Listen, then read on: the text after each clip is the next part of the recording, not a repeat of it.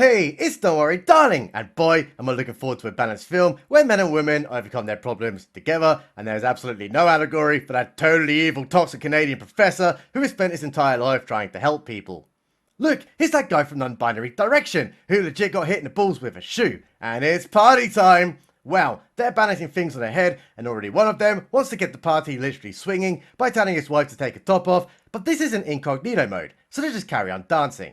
Fast forward, and they're in the desert doing donuts. Anything actually important going on? Absolutely not. This is just establishing that they're all having fun, so there's a scene transmission, and now female woman is talking, and already a non-binary kid has zoned out. Off to work now, but watch out! It's earthquake time for some reason, which is never mentioned again in this film. Seems like female woman is trying to stop non-binary from going to work, but she fails, and all strong men are now doing the same, but where are they off to? They're all driving somewhere in the desert, of course, but that seems important to the plot somehow. Quick flip, and would you look at that, a woman is cleaning the house because of really evil oppression, and now she's off on a girl's day out to stretch her legs and do some ballet. But who's this though? It's the instructor, and now they're balleting, and Jesus crisp, that was a violation of the no-no square, which is never mentioned again in this film. She's putting out some washing, but cut her fringe of a bowl is looking pretty creepy, so better go slap some meat, break some eggs, but what's this? All the eggs have no chicken's fetus inside. That's weird, and now non-binary kid is back, so she better have put some dinner on the table, or she'll get Jeremy Clarkson straight in the face. Wait, that's not what I meant by a meaty dinner. Please don't watch this with your parents' audience, because that scene actually went on for way too long. Hey, it's swimming time! And a female woman walks into a room with the town layout, and look everyone, there's a road that goes somewhere. That's probably really important to the plot, but now the men are back, and that's pretty cool, because having women on screen for more than 5 minutes and they're not cleaning makes me sick. They're now having a town meeting, and they're introducing some new guys who recently moved here, and will probably be important to the plot discovery, somehow. Look, Baldfringe just asked why they're there, and Totally Evil Man just pulls her straight away. Let's gloss over it so Pine Tree can talk about things.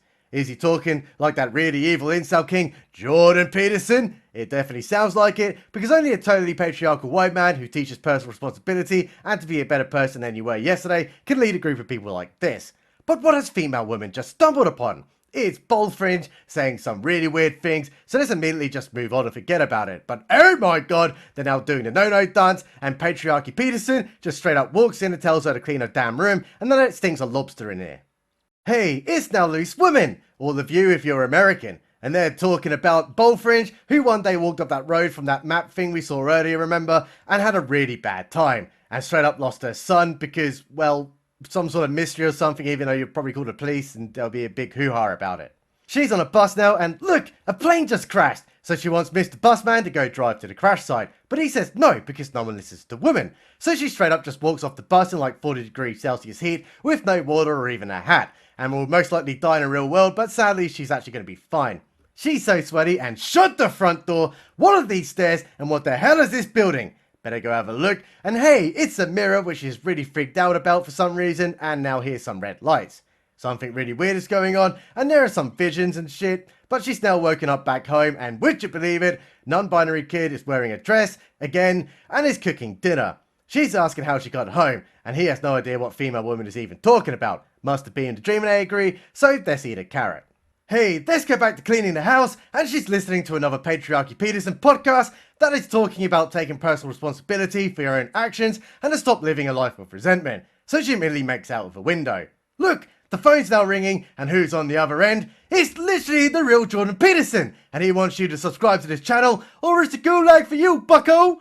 Nah, it's actually Baldfringe who's telling female women that there's something really creepy going on, and those cis-het white men are lying about this place completely. But female woman just tells her to get off the heroin and hangs up. Back to ballet, and what's going on here? Because Baldfringe is literally in the mirror trying to give herself a lobotomy. But hey, she's now gone now, so female woman looks like a complete idiot in front of all her friends after screaming. Better run home now, and don't forget to pick up the washing, but watch out lady, Baldfringe totally is trying to give herself a rage quit from the game, so here comes some NPCs for some kind of reason to take her away. And now non-binary kid is telling her that she's making it all up and that Baldfringe fell while cleaning. And not to be hysterical, which is really sexist and probably learn it from a Canadian professor. It's tomorrow and dumb female woman is trying to wrap some sandwiches but completely fucks it up by wrapping her head like an idiot.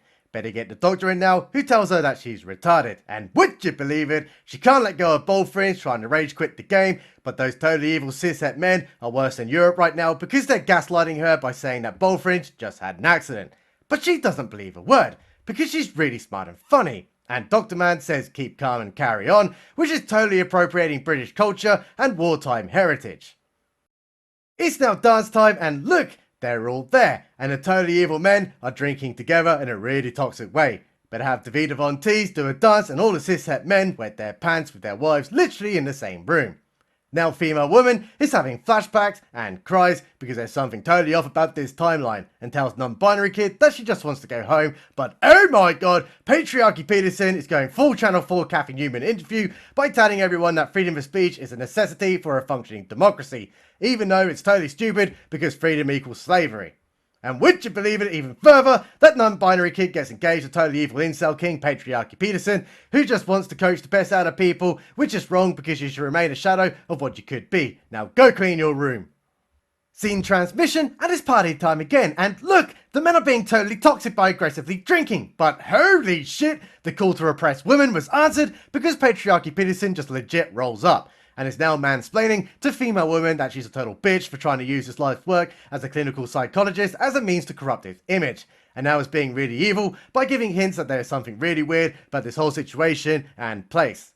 It's now dinner time, and female woman is talking about how they all honeymooned, and is finding out that all the NPCs have the exact same backstory. She's so cool, she's working out everything, and now straight up accusing Patriarchy Peterson and his merry band of incels of being the ringleader for the Republican movement by saying that he's trapped them all there like the Truman Show or something like that. But holy shit, he's now full on dropping hints to poor non-binary kid that he totally did it, the no-no square dance with his wife. So Patriarchy Peterson and non-binary kid go out for a measuring contest while female woman drinks.